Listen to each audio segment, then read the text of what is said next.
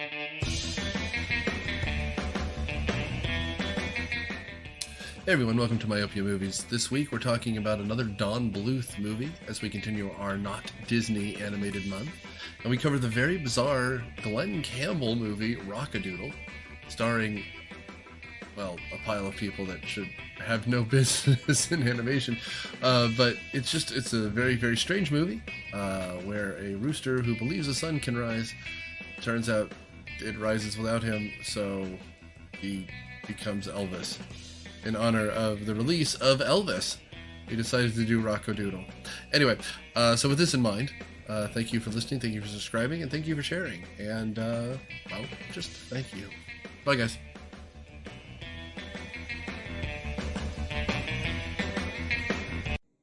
Welcome to Myopia Movies. This week, we're scraping the bottle of the Don Bluth barrel. We're just about done with this poor bastard. We watched Rock-A-Doodle, a movie which even Google doesn't know how to spell correctly. I'm Nick Hoffman, your host and riffer on Cineprovidal panel. We have... And I am author Matthew W. Quinn, who wondered if he was on acid when he came up with this. Hello, this is Daniel, a contributor to popdose.com. I'm currently doing a viewing of the bottom 100 IMDb movies, so join me in that. And pray for him. Speaking of which, I have no idea how the hell this movie isn't on that list. Oh, it's not. It's not. The problem is this is a fine line between mediocrity and disappointment. This is right in between. And here's the honest shame of all of this. How do you make Charles Nelson Reilly look so bad? If you're Alec Baldwin on Saturday Night Live from back in the day. No, I mean, like, honestly, rather than watching, I was just drinking a whiskey and texting Daniel about the cast. This cast is insane. And it's not like good insane, it's just literally crazy how they got this weird gangle of people together. All right, who was on Match Game 76? They're going to be in this movie. Eddie Deezen! No. Oh, fuck yeah, Eddie Deezen's in this movie. Christopher Plummer, wasn't he Captain Von Trapp? Yes, he was. Among other things. Among many other things. Von Trapp has been in something like 300 movies. And he was one of those guys who, if you asked him nicely, he'd do your movie.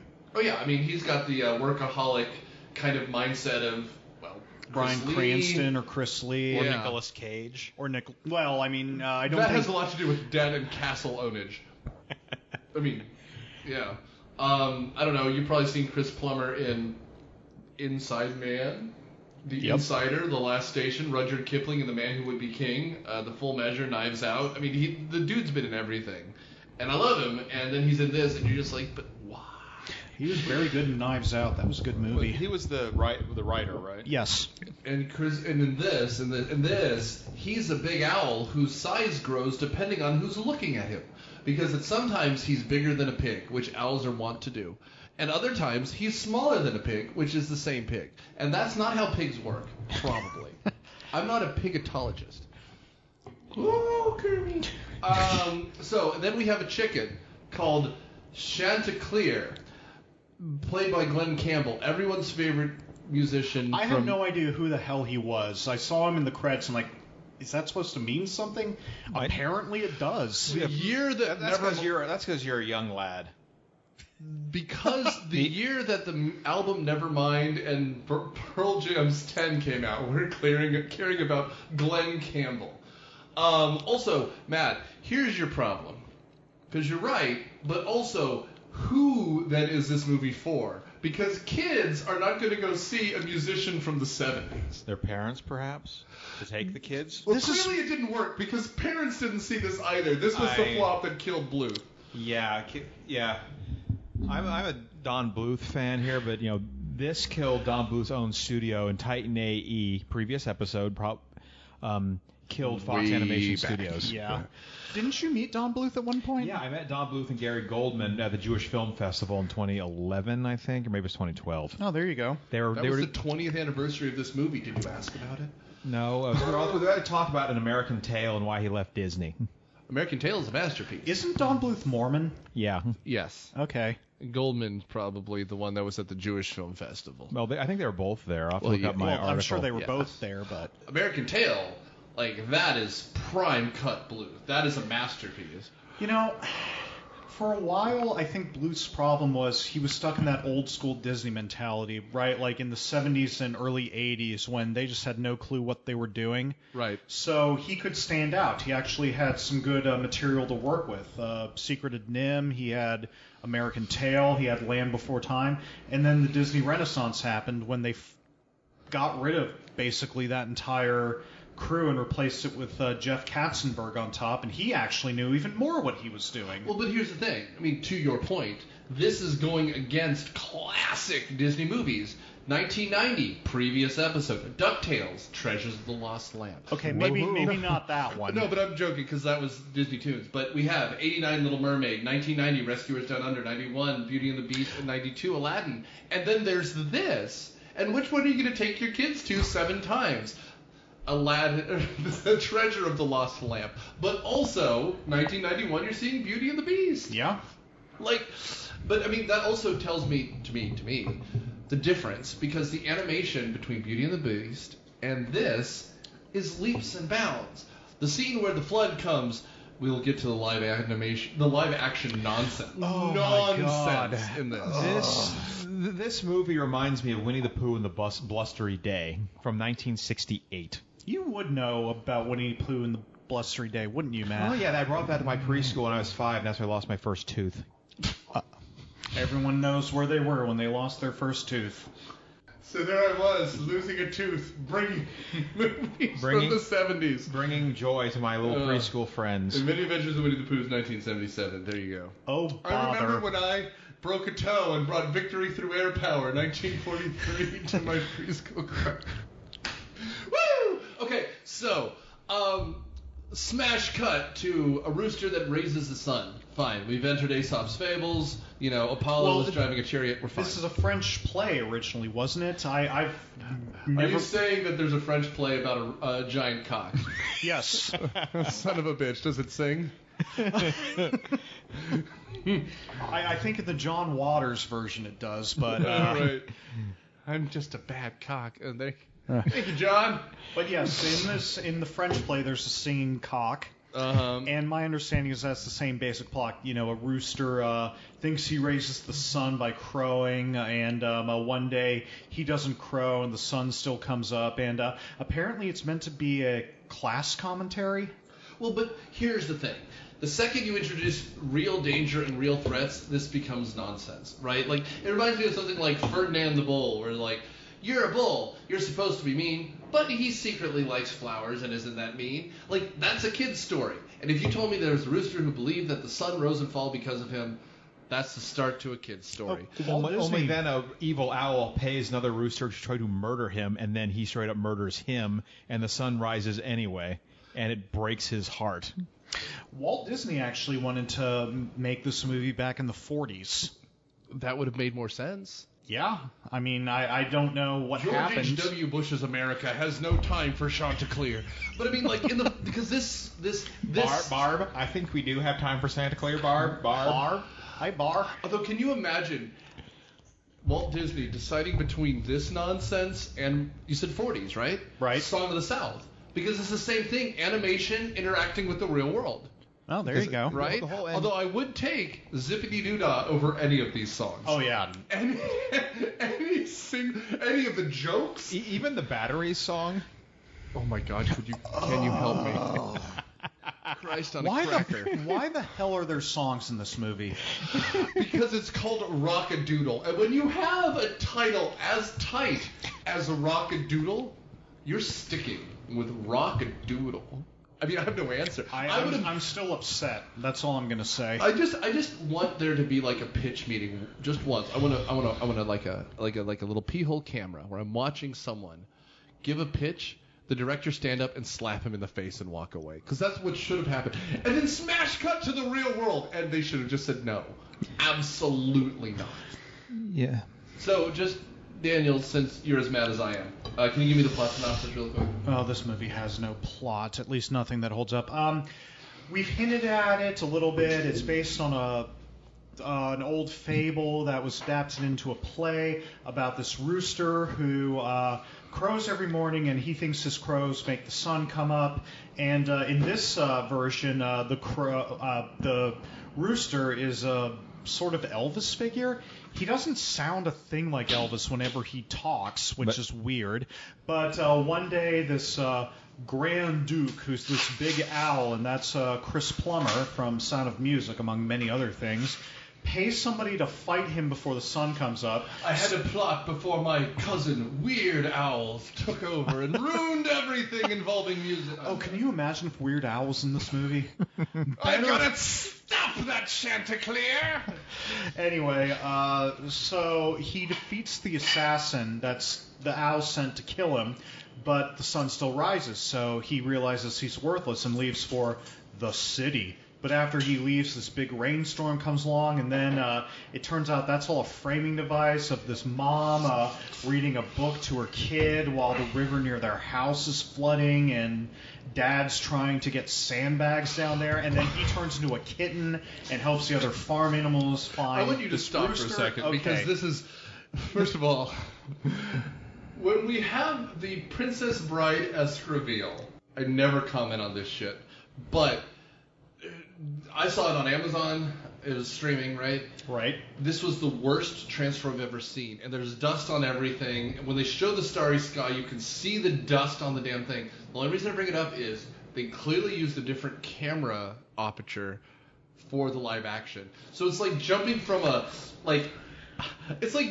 soap opera. Gee, Mom, do you think the pigs are going to drown?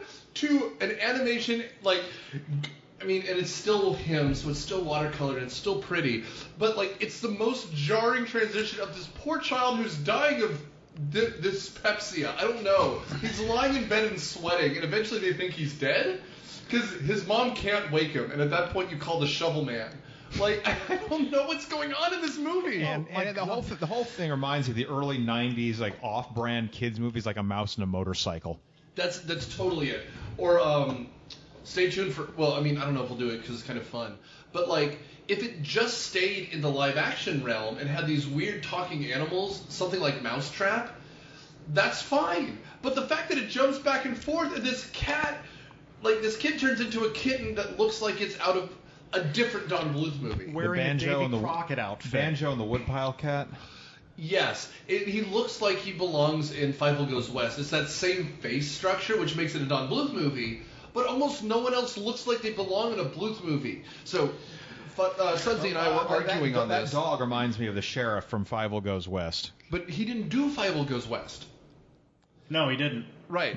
And so Sudsy and I were not arguing, but on the end credits, it doesn't list him as a director. But everywhere else it does. So I wonder if it's not like when we did Mystery Men, and everyone says it was Tim Burton, but he bailed at the last minute. I don't think that's the case with Mystery Men. I do think it's the case where Don Bluth was like, what the? Looked at the movie. I'm just going to executive produce this nonsense. Yeah. I think his studio was almost broke at this point because he'd already done a couple bombs, and this is his last chance, and obviously that didn't work out. And again, I love Don Bluth. Some of his stuff, is truly remarkable. But, he brought down Toon Film Studios, so at this point you just got to be like, guy, I'm sorry, man. Yeah, Shut up and play the hits. Yeah, he's trying to kickstart a Dragon's Lair movie now. Well, let's just hit the high notes. We've done Secrets of NIMH. That's good. American Tail. That's good. A Land Before Time. Good. All Dogs Go to Heaven. Most recent episode. Ooh, kind of shaky. Kind of dark for a kids movie too. There were some good moments in that movie though. Then this. No one saw Thumbelina. Did you see Thumbelina? I never saw Way back in the day at a kids' summer camp where they bust us all to the Dollar Theater and screened it for us. And all right, you're learning today. Yeah, pretty much. Yeah. Then we did Thumbelina, Troll in Central Park, Pebble and the Penguin. All three of those. Wait, have we done a Troll in Central Park? We haven't done any of those three. Oh, do we need to? No, but the one after it we did, which is Anastasia. Right. Which is excellent. I thought it was good. It's better than this. And it was a movie. I mean, none of the history is good, but it's a movie. That, friends, that's what you go to the Dollar Theater for and pretend it's a history quiz. Does anybody even know what a dollar theater is anymore? Do we they still have one exist? here. Yeah. They do? Yeah. I doubt it's $1. I bet it's $5. But up the road. God bless them. I thought Redbox had replaced every dollar theater in existence. Down Upper Roswell, about, 5 miles from me. And they had these big, beautiful signs, all new, updated, full bar, surround sound, recliners, those kind of reclining seats. Grand opening, April 2020. Now, what happened then, Nick? Well, you see, they opened with the newest Marvel movie. 6 months, no COVID happened. And so after dusting away them cobwebs, I think they've reopened. All right. They were going to open an Alamo Draft House in Doraville, but that never happened. No, I mean, I don't have money, but if I did have money, that's the kind of thing I would do. I'd open like a pretentious second-run theater, and we'd have fun. Yeah, I would. Cineprov would be there. Oh, remember the days. Let's all chip in and buy the Plaza or something. Oh, yeah, right. The Plaza downtown. It's like $10 million. Oh, yeah. Pit. I hope they reopen. I hope we can go back. How about Cineprov or the Plaza? Because the Plaza has reopened. No. So, okay, this will probably all get cut. But the downstairs auditorium is reopened. That's fine. And they've opened the upstairs one, but it's not wired so that we can do shows there yet. So I'm talking about Cineprov being able to return in full. Oh, okay.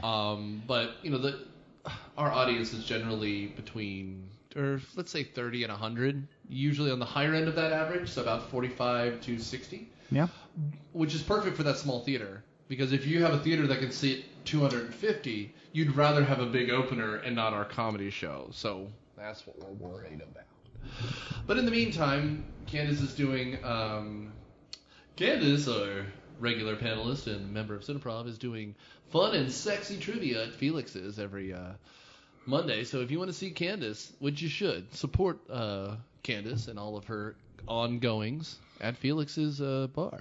In terms of this movie, though, I mean... Can we talk about anything Is this a Cineprov movie, you think? No, absolutely not. No. Because there's not enough... What are we going to do, kick around a child with a speech impediment? So this kid... Okay, I just want to get this out of the way, and I'm going to give my usual disclaimer I give to kid actors. I have no idea who this guy is. He didn't do anything else. I don't know what he's doing now. I hope he's successful. I hope he's happy. I wish him all the best. Fucking hell is he a bad actor. This kid... Here's the thing.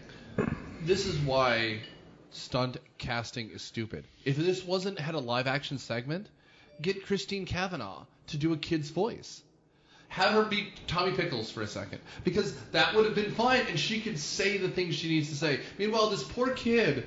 I feel... Because at the end, he has to do the Charleston next to an animated puppet. Yeah. And goddamn it's the worst green screen I've ever seen. Oh. That kid is... Oh my God! It looks like a Z-grade version of Zippity Doo-Dah from Song of the South. What he looks like is... Splash Mountain is more realistic. What he looks like is cut out from a Terry Gilliam cartoon in Monty Python. He is. And then they had the audacity, the bald face audacity to make the fucking pig dance the same as this poor child. And the pig is trying to invent joints it doesn't have to do this little shimmy this poor child in pajamas is doing after they give him the funeral scene from Snow White, where all these sad fucking animals are crying over this kid who they've never seen in human form before. Dude, this movie wants there to be an emotional payoff to us caring about a rooster who was a dick. Okay, you know what movie it doesn't take the same premise, but kind of takes this approach and does it actually well? Labyrinth. It's about a kid who lives in a fantasy world. They get to go to that fantasy world, and then they come back, but at the end they realize, hey, the fantasy still has some value, so they're all dancing at the end. Fuck you for making me think that they're Frank Oz version of this, because that would have been good if they were puppets instead of animation. And then beware Chanticleer's crotch. Oh my God. Oh boy. Could you imagine, hello there, I'm Chanticleer the rooster. And it's just David Bowie vaguely thrusting in the direction of a sexy chicken. Well, that's kind of what happens in this movie, except it's way less effective because it's Glen Campbell, which I didn't even know who the hell that was. I mean, fine, you're not cool enough to know who Glen Campbell. He's a rhinestone cowboy, damn it. And you don't get the blue plate special either. But at the same time, just tilt the timer back just a second. What is it with these animators and drawing boobs on animals? Because holy shit, those chickens had like huge boobs, and you're just like, why? What's a bird version of a furry? Probably First of a all, furry. it's a chicken, so it has breasts. But then you're like, let's make them like, and you're just like, there was those hens are thick girls. God damn it, Matt! Don't make it sexy. But here's the thing. I mean, every time I go to KFC, I have to hide, the tent that I form in my pants whenever I order the chicken breast. I'm just saying. The 11 spices Spanish fly. Mm-hmm. I want it hot and crispy. Oh my god. Well, and it's so funny too because later on he's supposed to be hooking up with this dancing girl, I guess, which we'll get to because that scene gets really weird. Who's a pheasant, not a chicken. She's a pheasant and she's forced into this. Like, if you want to be a star, it's full on like Harvey Weinstein. Can we explain how level. these movies, these two different plots, kind of converge in this movie? We get the storybook opening where Shanty goes away, and I just called him Shanty throughout my notes. We get the mom reading a storybook to her kid, which fine, and then somehow that big owl shows up and turns everything animated. And then he turns the kid with the annoying voice into a cat. So the only important plot point here, because this movie has one plot point which should be resolved immediately, but it isn't. Chanticleer is supposed to crow.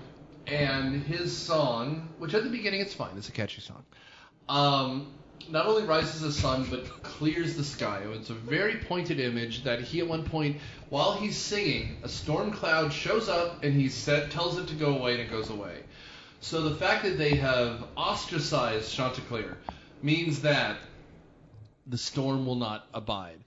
And therefore, it's like breaking the dikes, it's flooding the farm, they're rescuing calves that have run away, and also, let's be clear, this is the worst soundstage I've ever seen, and you can see the wall that they're pretending is the sunrise, and so, this poor calf is running away, and, dude, it is so cheap.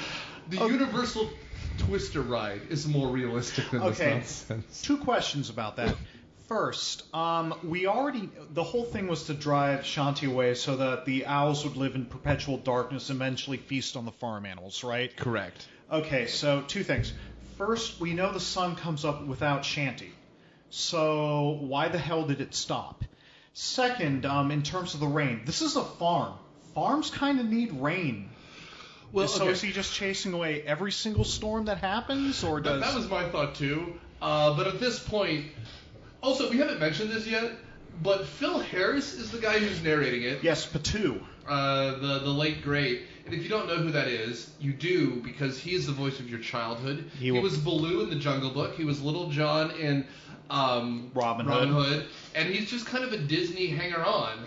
And then Disney pissed him off at one point. I forget exactly how. It's a different movie for a different time when Daniel brings back Disremembered. So when you hear him, it's just Baloo talking because he just has that voice. Well, it's old man Baloo. It's like, and the bare necessities, those simple bare necessities. So what you're saying was it was just improvised when he couldn't tie his own shoes? Is that what's going on? Oh, yeah, that is another plot point where... And by the way, those are just Mickey Mouse shoes, yeah, right? A 5-year-old has to teach an adult dog how to tie his shoes, and my God, that sounds like a bloody Salvador Dali painting. Well, but here's the thing. It would be nice if it mattered in any way. Because what you would do is introduce that he can't tie his shoes. The kid teaches him how to tie his shoes. And then he ties the knot that ties up the fucking owl. But he doesn't do that. The fact is, at the end, he has tied shoes. And you're just like, well, good on you, dog, who has bunions, apparently. Whatever. Okay, so we have Eddie Deezen, who plays a magpie. And you can just stick it back in 1991 and keep Eddie Deezen. I'm sorry. The greatest thing he ever did was voice Mandark on Dexter's Lab, and then other than that, he's just like, ha ha ha, I'm a sexual predator. To be fair, and a thief, but he's a magpie. What do you expect? To be fair, he was in Grease. I think he was one of the John Travolta's gang. He was also in War Games. He was, and Meatballs. If you're an MST3K fan, he was in Laser Blast. I mean, first of all, Eddie Deezen has been in a lot of good movies, but I think he has been canceled, as they say, for being a lot of things. Yeah. And also, his voice is just a knife in an animation film. Like, it's not funny. He's just complaining. It works for Dexter's Lab. Because they know what to do with him. I'm sorry. And I guess, why not? I'll announce this. Later this month, because it's an animation month, we will be doing Dexter's Lab Ego Trip. The first dystopian movie I ever saw as a child. And it's truly something. I think that's that movie somehow planted my fandom for Doctor Who currently. Yeah, I get it. I mean, and also, it's better than it has any right to be. Like, it doesn't deserve to be as good as it is, but it's also getting Tartakovsky, who is truly a remarkable animation director, and this has all the remnants of someone who gave up on life a long time ago. Other than that, we've got Chris Plummer, we already mentioned. We got Charles Nelson Reilly, who, if you don't know, look up the Weird Al song about him. Or look up the old SNL sketch with Will Ferrell's James Lipton interviewing Alec Baldwin as Charles Nelson Reilly. But he was like... There you go. He was like a very fey, outwardly gay, like very over-the-top comedic actor. He was always the center square in the... Well, that was Paul Lynde back in the day. But no, but he was also there. Maybe he wasn't the center square, but he was always there. He was also in Laugh-In. Like, he's been doing that forever. And he died not too long ago, but he was in All Dogs Go to Heaven as well. No, he was in a couple Don Bluth movies, I think. What a strange stable of actors that man. Anyway, other than that, we've got no one in this movie. Really, truly not.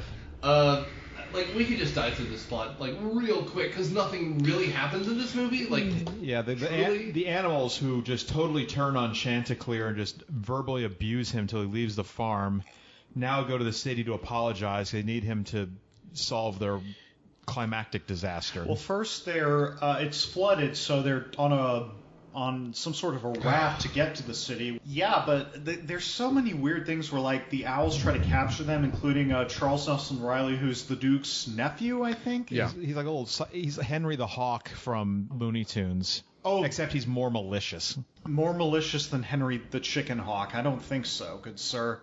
You don't get more malicious than that. 30% less rapey, though. Okay, yeah, that's true.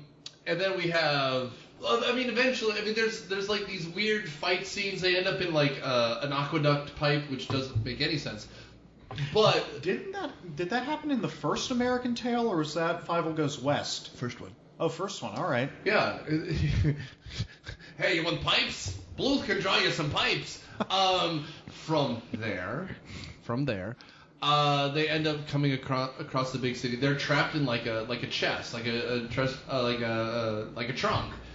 And Eddie Deezen tries to murder them all by panicking and drilling holes in the side because that's what magpies do. He's a claustrophobe. So we've mentioned the magpie. The other farm animals are the dog that Phil Harris voices, and then we get this mouse who is meant to be one of those intelligent Mises whose catchphrase is literally, "Jumpin' Jehoshaphat." And every time she spoke, I just thought to myself, what special time, what special day, it's Woodland Critter Christmas. Hail, come on, Matt, do it with me. Hail Satan. Hail Satan. It's a South Park episode, you kids. Now you know how I feel. I do declare that the Antichrist will be born any day. Jumpin' Jehoshaphat. God help me. Okay, so the woman who plays her is Sandy Duncan, who more than... Wait, Sandy Duncan? Yeah, she was the mouse. Oh. Yeah. I did not know that. Yeah, so Sandy Duncan, for those of you who don't know, is just kind of a jack of all trades. I don't know how to put her. She was the one who first redid the Broadway revival of Peter Pan and got like a handful of Tonys, among other things. She was on the Muppet Show. She did the TV adaptation of Pinocchio. Like, she was in the new Scooby-Doo movies. Like, she's just one of these voice actresses. She also was in Fox and the Hound and My Little Pony and yada yada. I'm seriously trying to remember where I first heard about her, and I swear it was some sort of joke about her and Sammy Davis Jr. having glass eyes. God help me. Oh, boy. I will say, the reason she works is she's a voice actress. God help me. Like, I hate stunt casting. I hate it just because most of these people, like, I don't care if I hear George Clooney in a movie.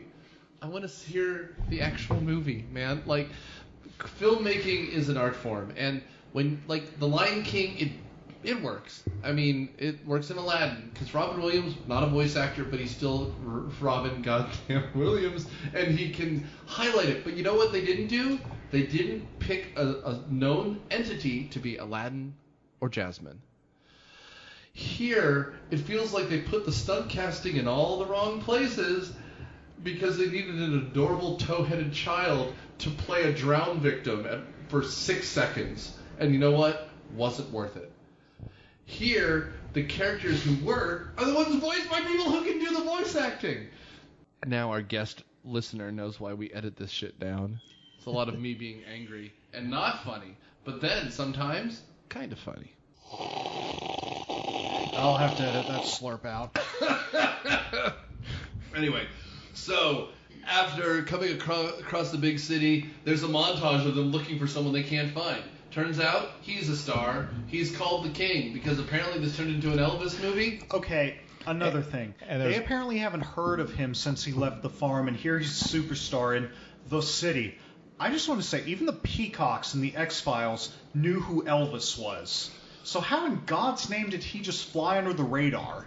I'm also going to say... The farm doesn't have cable. Again, the peacocks from the X-Files, the inbred family with no electricity in their house, knew who Elvis was. I'm going to do you one better. How long has it been since he's left the farm? It seems like a week. I don't know. This movie doesn't tell us anything about anything, other than the fact that an owl can turn children... Which I guess I don't want to ever redo, but we'll have to. At some point. Okay, so the weird thing about the whole Big Grand Duke musical number, it's Christopher Plummer. I mean, even Matt here said that was Colonel Von Trapp, right? Or Captain, or whatever he was in Sound of Music. He doesn't sing. He's just talking his way through it, and then his chorus repeats back to him what he just said, but they're singing it. It's so damn weird. It's like, I don't know, the composer was drunk and on a deadline and decided, okay, you know what, this will get us through this part. But none of the songs here, with the exception of maybe the Vegas number Shanty does, adds anything to the movie. And they actually cast, a big musical veteran. So what was the point? Well, and also have some dignity and do, A, anything. But B, if you're going to cast, let me put it this way. There's a reason why Disney sometimes brought in singers, but they never brought in voice actors.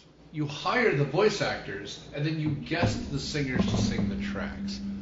If you wanted Glen Campbell to do an Elvis impersonation, do it for the singing, not the voice acting. Oh, because he's just Lord. A little whiny little bitch. He's like, oh, they hated me back on the farm. And you're just like, dude, tone it down 30% and hire someone to be a chicken. I'm sorry. Here's a joke for all you old-timers. He's less Elvis Presley and more Pat Boone. Whackity smackity no. I mean, but there's also this I don't know, it's not a reference, because if it was a reference, it would be doing Glen Campbell bits. But he's trying to do Elvis. Hire Nick Cage. Hire Quentin Tarantino. He was already Elvis by this point. So he'll be licking the pheasant's feet.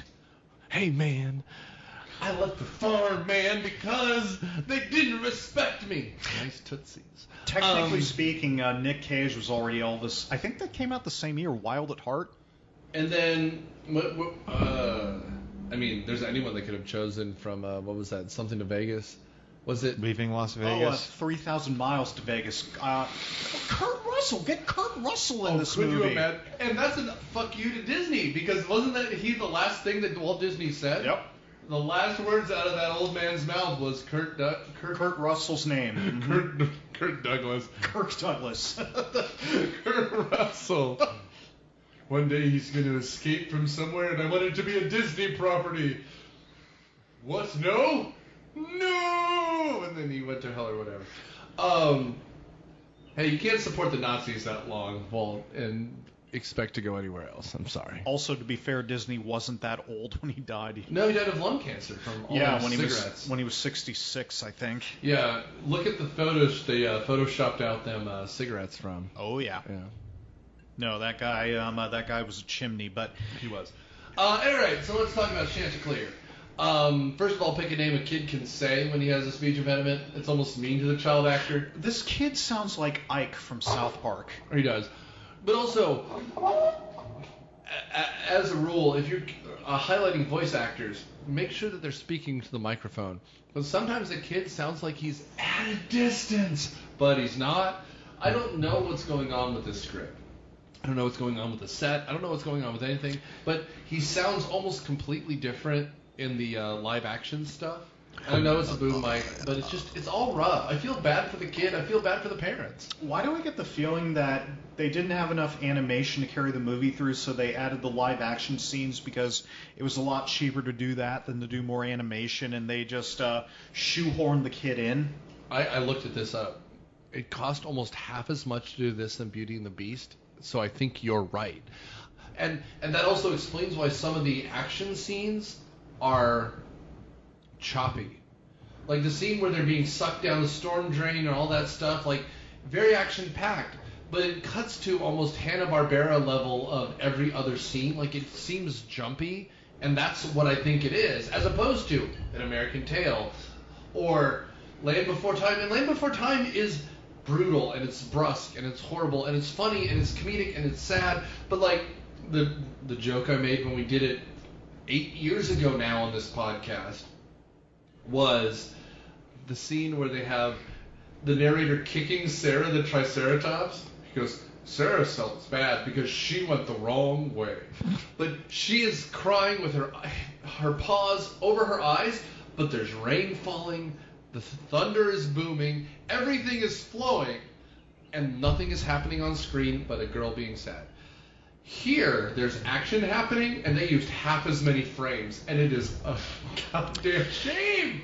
This movie looks like trash. Plus, the plot makes no sense. I mean, apparently, somehow, what's happening on this animated farm's happening to the kid's family. So what's happening now is happening now. So what's the city? Is it like the kid's hometown? Does he live outside of Vegas or something? What's going on? No, he lives outside of Roswell, New Mexico, which is why this shit keeps happening. Yeah. Oh no, the aliens are back! Although, considering Don Bluth, it might also be Branson, Missouri that this kid lives near. He's near Salt Lake City. He's this close to turning. He's this close to becoming Mormon. I almost said going clear, but that's the other ones. The other ones? Yeah, Glenn, the Chanticleer is actually married to all of the chickens, all the hens on the farm at the same time. I just need another chick. You know, And Chicken Run did that as a much better joke. Oh God, can you imagine comparing this to Chicken Run and Chicken Run coming out on top? What world is this? is that a Stay Tuned? It's got to be more than 10 years old at this point. Oh, it is. Yes, of course. Is that a Zach Braff? No, it was Mel Gibson in Chicken Run. Chicken Run. What was the one with Zach Braff? Chicken Little. Chicken Little. Oh, God.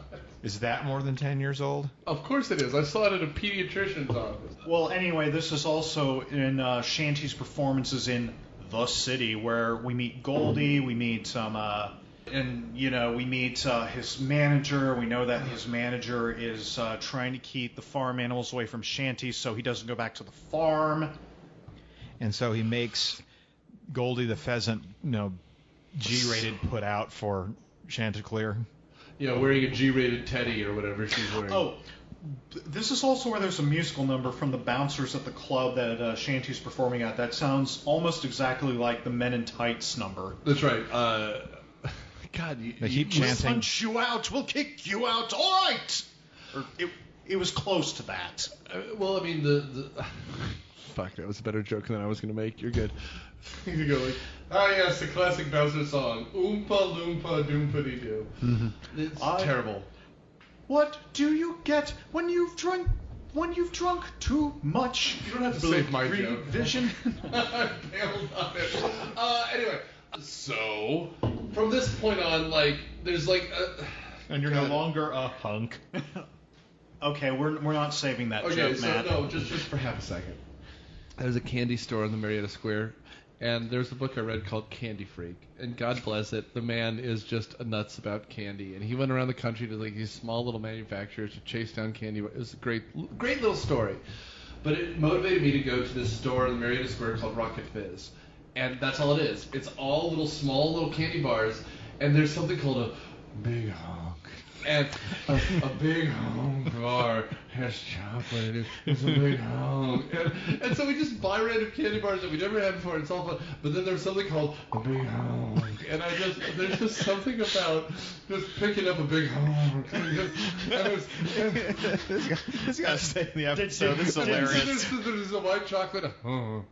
And the black and the dark chocolate honk. And you're just like, oh, God.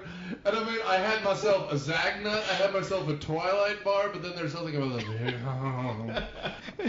And do they require you to pronounce it that way at the store when you're ordering? I did for the poor woman who was checking out the groceries. And that's why he's no longer allowed at this candy store anymore. But don't worry, I have a jaunty mustache, so I can go back and get another big Oh, yeah. Well, this is why he's a VIP at Felix's, though, because he's always looking for the big honk. And... I've been taking pictures of candy bars I've been eating, in case you're curious. It's on my Twitter feed. Check out Required Reading on Twitter. Just corresponding with people like, this candy bar's pretty good, 4 stars.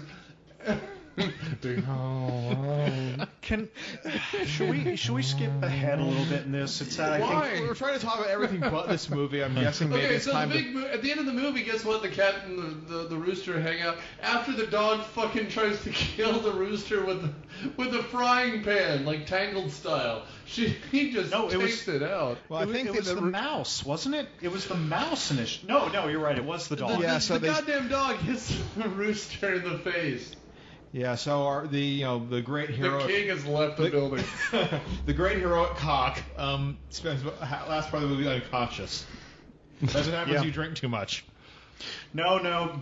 For a long time in this movie, the king cock is truly flaccid, and they're trying to wake him back up so that he can emerge victorious and penetrate the rainstorm and Cock-A-Doodle. I will also say, do you think the director was just like, no, Glenn, don't worry, you're unconscious the whole time, but I feel like I should act this. No. Don't you dare worry about acting. You go to craft services and have a sandwich. We're going to do the movie for a while because you're unconscious. And he was just voice recording, so it was like, all right, you know what, just take 30 minutes and we'll finish the movie. It seems like I wasn't in the script for about 12 pages. It's only a 17-page script, so you think I'd be in it for... No. You're the star. Your title... the title is you're the Rock-A-Doodle. He's like, but I'm unconscious. Yes, but you're looking good while you're doing it. Rock-A-Doodle was my porn name back in the day. Not Cock-A-Doodle? No, Rock-A-Doodle. Cock-A-Doodle's too obvious. No, he was a solo actor. That's where the doodle comes in. Did you have that hair? These are the jokes, guys. I don't know what to tell you in TV land. To those of you in South Sudan who are listening, that was the joke I have. Hey, this is the third to the last episode of the season. We've appeared on the charts in 36 countries. I don't know why. I don't. Trust me, I'm in a basement not knowing why. Well, that's because of the whiskey there, Nick. Let's be honest. The whiskey, Nick? Yes, the whiskey Nick. All right, so we get another thing where at one point there's the scene where the owl... Another thing with the scene. Yes, another thing with a scene with the characters and the action and the gliding. And we're verbing the adjective and the owl goes full Ursula at the end of Little Mermaid and grows to gigantic size. He's turning into a tornado is what's happening in that. But there's that whole thing. They bring Shanty back. They're trying to wake him up. The kitten... And he tries to kill the boy at one point with, psychic hands. I thought he was strangling him. He uses the Force, for Christ's sake. Yes, he does. I find your lack of faith disturbing. Also, Chris Plummer as a Jedi. Ooh, shit. Full Sith. I keep confusing him and Max von Sydow because I was just about to say Chris Plummer was in Star Wars, and it's like, no. No. Wrong guy. No. I also confuse him with what's his name, Chris Lee too, because they're just a bunch of old people who I assume would kill someone if they needed to. Yeah. Right? It's like when you hear the story where Peter Jackson was explaining what it sounded like to stab someone. He's like, "Sir." Dude, get Chris Lee as the owl in this movie. I mean, I'm not going to say Plummer does a bad job. I'm fine with Chris Plummer. The problem is, and this is something I learned from the great Kelsey Grammer, the reason why he prefers to do The Simpsons over doing movies is with animated movies, he's by himself in a booth. When he's doing The Simpsons, they record so they can hear each other at the same time so he can react. Chris Plummer clearly has no idea what he's reacting to. So each take sounds different. That's why this movie feels so janky, right? The kid is not acting against anyone or anything except for his mom. In the scenes where he's good, he's talking to his mom because he can look at her, hear her, and act. Man, this movie would have been so much better if the Grand Owl at one point told off Cousin Merle. Now, it turns out the rain was because of the goddamn rooster not showing up. Yeah. Here's the thing, though. Fucking, the rooster shows up and saves the goddamn day. I don't know what to tell you. The rooster shows up, he sings Rock-A-Doodle because this is the name of the movie, and if you don't say it, apparently the communists win the war.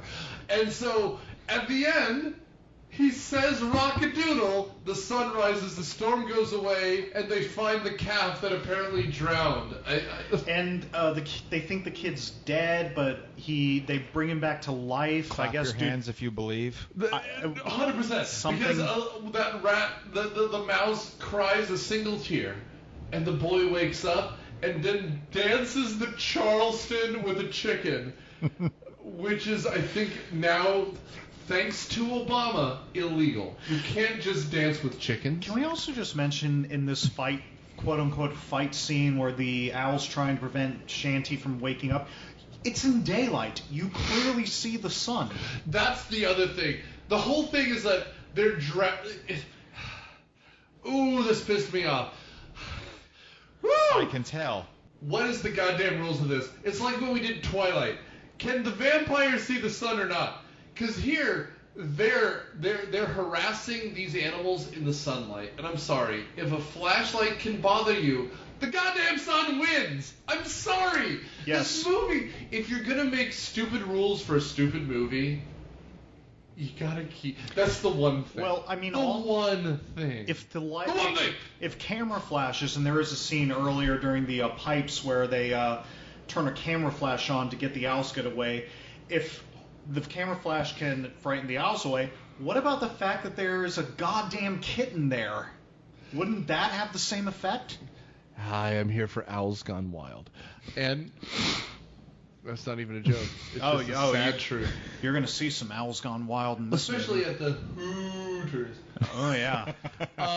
Okay, so at the end of the day, it turns out the kid isn't dead, the movie has to end. And then they zippity-doo-dah into the credits. And it turns out chicken, and this is something I learned today, well, actually other days ago, chickens and pheasants are actually interfertile.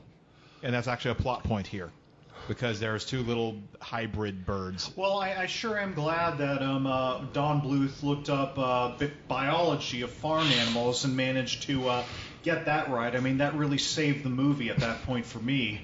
I don't know if looking at Farm Hub is exactly research, man. Oh, yeah. Oh, yeah. Oh, yeah. Oh, yeah. You're bad to the bone, man. That pheasant's fertile as fuck.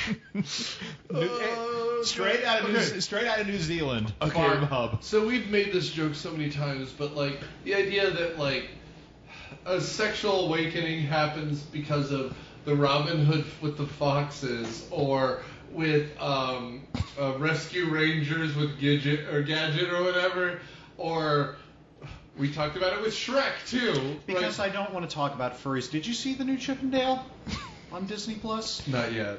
It was fine. I know he dances with Roger Rabbit, and I was like, yes. I don't know if I need to see that. Dan Marsh and Mr. Natural are in that movie. Mr. Natural. Mr. Natural. They licensed our Crumb shit? Yes. If you haven't seen the documentary, see Crumb.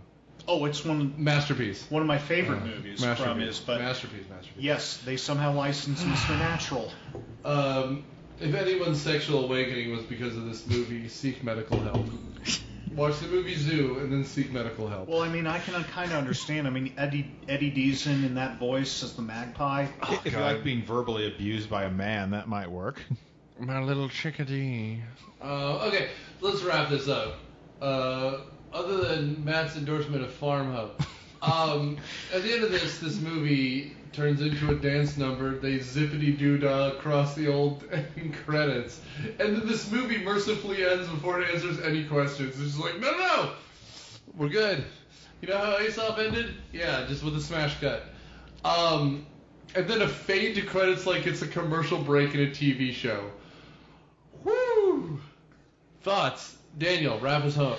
Oh boy, this made no sense. The script desperately needed a rewrite. I'm not sure if it had to be cut or anything, but it's got multiple people telling the same story, which you can't do multiple perspectives in a fantasy, or else it's not a fantasy, for one.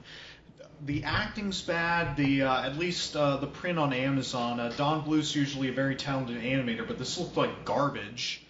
And I'm not surprised it bankrupted his studio. I'm sad it happened, but if this is all they could do at this point, then frankly, that's what they deserved. Yeah. Good as a creative concept as opposed to endless remakes and sequels of our day, but it's not executed very well. Oh, how the mighty have fallen. I'm going to both agree and kind of modify Matt slightly. The problem for me is that this is an old story done poorly. Like, it doesn't even have that Don Bluth originality to me. It just stinks of laziness. Like, the problem for me is truly that All Dogs Go to Heaven, which we just did earlier this season, feels like a more complete idea. But even that feels like they're treading water and trying to keep their head above water. This movie to me feels like that, not only literally because of the flood, but metaphorically. There's no base, there's no grounded nature. This movie just feels like they're grasping at straws, which is a shame. Like, this is perhaps why, not that he should have stayed with Disney, but Don Bluth is a creative and he doesn't understand the rest of the business. That's a vibe I'm getting, given how his studios ended. You know, brilliant animator, maybe not a great money guy. Maybe it would have been better if he started with 20th Century Fox, or, I mean, we talked about Shrek this season. The thing about Shrek was they essentially created that animation studio to make Shrek work. I just wish he had someone behind him to keep him to that part of it, because this just feels like another in a long streak. Like, when you're a brilliant something and you make 12 things in your entire lifetime and the middle 5 are garbage, he's lucky to have gotten out of that trench. This movie feels like it shouldn't have ever been made, and that's a shame for someone who does something good. Anyway, here's the idea. We're out of time, and I love you for listening to me this long. And Daniel will cut most of what I've said because he's better at this than I am. I don't cut anything, which is why sometimes in my episodes, if someone belches, that's one of mine. You're welcome, America. This is the last month of Season 8. We're giving you cartoons because that's what you, the American people, like more than reality. And I understand. But come July 22nd, we're entering our 9th year doing this. Now, the wonderful, beautiful Mr. Matt Quinn has done something for me, which is re-listen to a bunch of our old episodes. Unfortunately, we're ending our Patreon. There's a lot of reasons for that. First of all, I have a second child. Turns out I don't sleep a lot. So doing extra episodes doesn't happen anymore. But we're giving you a gift of 10 old episodes. But as a Christmas gift to you, the American people, and also the Yemenis who are listening, and Russians, and Germans, and Aussies, we're going to let you pick 4 episodes that we've done in the past that used to be behind the paywall, the first 100 episodes, and we will redo them for you.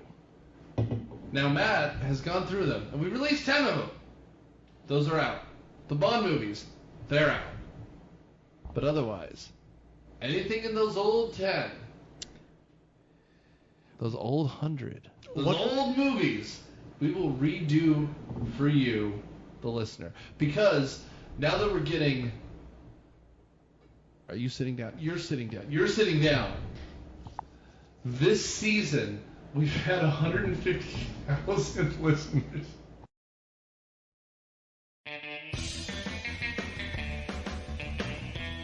Myopia Movies is produced by Nick Hoffman and Daniel Settis. It is hosted by Nick Hoffman and Daniel Settis. Mission Briefing is hosted by John Copsey. Podcasts are edited by Daniel Settis, and Patreon is edited by Nick Hoffman. Our engineer is Nick Hoffman. The theme song is Surf Shimmy by Kevin MacLeod from Incomptech.com. Licensed under Creative Commons by Attribution 3.0 license.